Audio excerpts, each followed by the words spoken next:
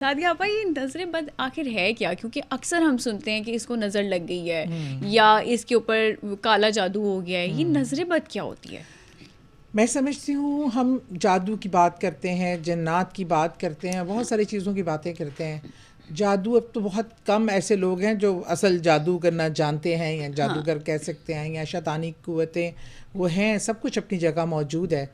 लेकिन सबसे ज़्यादा जो उम्मत मुसलमान के लिए जो रसूल पाक सल्लल्लाहु अलैहि वसल्लम का हदीस है कि मेरी उम्मत में से सबसे ज़्यादा अमवात लोगों की नज़रें बद से होगी, और यही कि नज़रें बद इंसान को कब्र में और ऊँट को हांडी में मतलब पहुंचा देता है। इसकी वजह यह है कि नज़रें बद जो है ये किसी को देखकर एक इंसान का एक जो अंदर का जो एक नेगेटिव पहलू है ना, वो हसद और जलन, और वो किसी को अपने से बेहतर देखकर, खूबसूरत देखकर हम लोग माशाल्लाह नहीं बोलते, अल्लाह का शुक्र अदा नहीं करते, या उसकी तारीफ़ अल्लाह की करें ज़रूर, लेकिन माशाल्लाह बोलना चाहिए। हमारे यहाँ लोग हसद से देखते हैं, एक दिल में बुग़्ज़ रख कर देखते हैं, और उससे जो नज़रें बद लगती है वो बहुत ज़्यादा, उसके नुकसानात अगर मैं आपको बताने बैठूँ प्लीज़ आप बताएं। हम चाहते हैं कि लोगों को पता चले कि नज़रें लोगों बद की कितनी ज़्यादा है। जिंदगियां मैंने नाउज़ुबिल्लाह बर्बाद होते देखी हैं। अच्छा। एक मेरे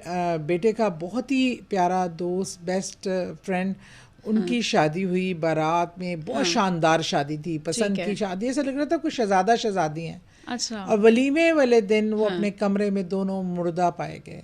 अच्छा। क्योंकि वो एक गीज़र होता है जो इलेक्ट्रिक इंस्टेंट गीज़र है, उसकी कोई गैस की लीकेज।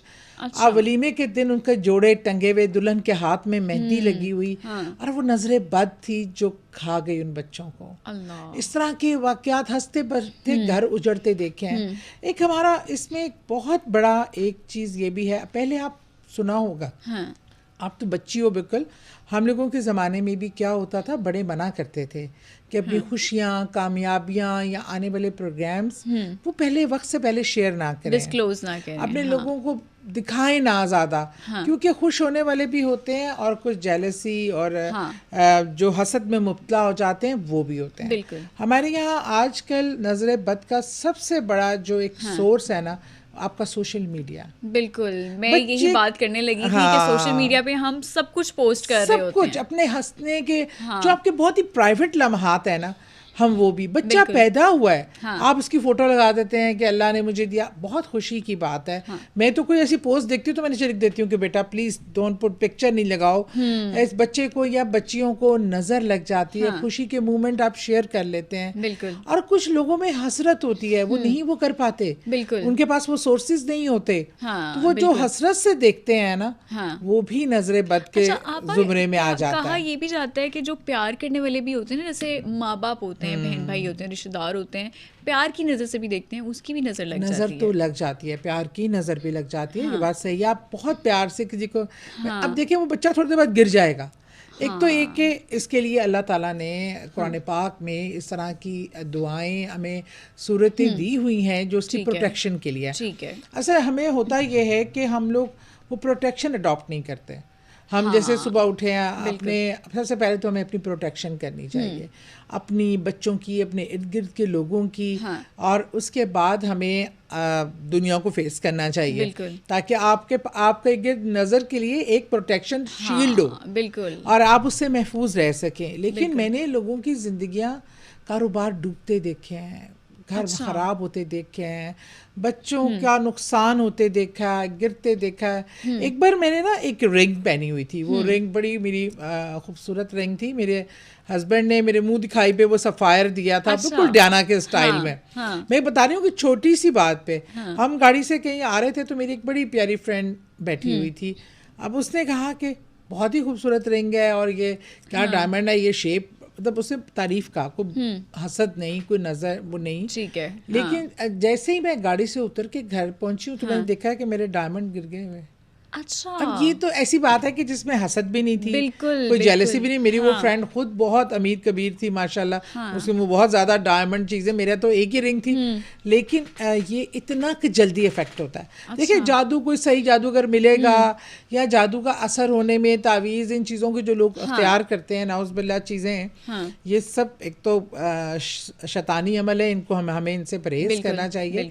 लेकिन नज़र तो फौरी एक सेकंड में आपको इफेक्ट कर जाती है। ठीक है, आप ऐसे निकलेंगे घर से बाहर, प्यारी लग रही है माशाल्लाह माशाल्लाह, निकलेंगी, अब आएंगी, आपका सर पकड़ा जाएगा, तबीयत खराब हो जाएगी, आंखों में जलन शुरू हो जाएगी, गर्दन पे बोझ आ जाएगा, आप कहेंगे मुझे हुआ क्या है, मैं बिल्कुल ठीक गई थी। ये वो नजर बात होती है। पर जब जो हमारे घर में बड़े बूढ़े होते हैं ना, वो किसी को भी देखते हैं ना, बच्चा रो रहा होता है ज्यादा या क्रैंकी हुआ होता है, तो अक्सर उसको भी कह रहे होते हैं इसको नजर लग गई है, इसकी नजर उतार दो। कैसे पता चलता है कि नजर लग गई है? देखिए, आप बिल्कुल नॉर्मल हो, ठीक ठाक हो, एकदम आप में कोई अचानक से ऐसी तब्दीली, आपकी तबीयत का अचानक खराब हो जाए, जो कि बज़ाहिर कोई रीज़न नहीं होता, ठीक है, और उसमें आप देखेंगे जिसको नज़र लगती है उसकी आंखों का भारीपन, जिस्म की जो एक कैफियत, वो जो तजर्बे से आप समझ जाते हैं कि ये चीज़ नज़र की ज़ेरे असर। सबसे पहले तो नज़र ही लगती है, ठीक है, सबसे ईजीएस्ट वे है, आपको कहीं जाना भी नहीं पड़ता,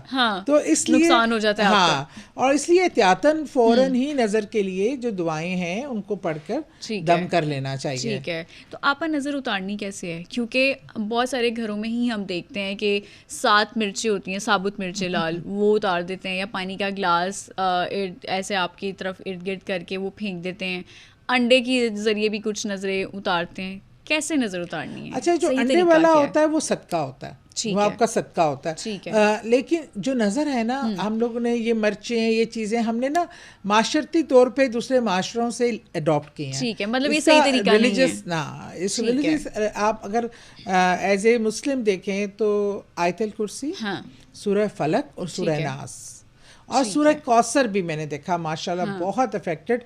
ये आप पढ़कर दम कीजिए, ये बेहतरीन है। 11 बार पढ़ लीजिए, 17 बार सूरह फलक और सूरह नास पढ़कर बच्चे को, बड़े को, जिसको आपको लगता है उसको दम कर दीजिए, या दम किया हुआ पानी पिला दीजिए, और वो बहुत इंस्टेंट आपको रिलीफ मिलेगा। मैंने तो सूरह नास पढ़कर ही इसे दम कर दें, उसी वक्त फर्क पड़ जाता है। ये अल्लाह के कलाम में इतना मैजिक है, और इसको आप क्वांटिटी 3 से 11 कर सकते हैं, 11 से 17 कर सकते हैं। अच्छा। लेकिन इसको रेगुलर, वैसे तो मेरा एक एडवाइस है कि आप सुबह जब उठते हैं ना, तो पहले तो उठ के शुक्र अदा करें अल्लाह का कि अल्लाह ने नया दिन दिखाया आपको। हमारी दुआएं भी हैं जो उठने के लिए या सोने से पहले की।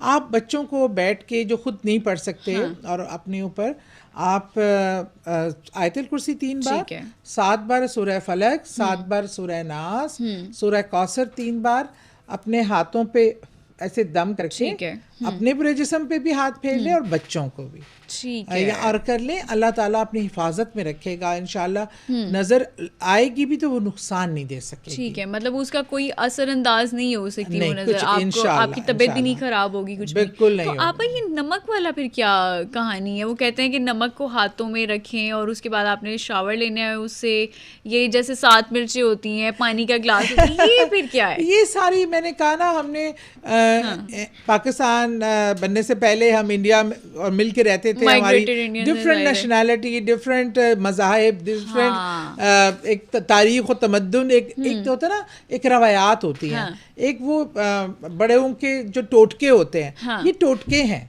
ठीक है, ये इस्लामी तरीका नहीं है।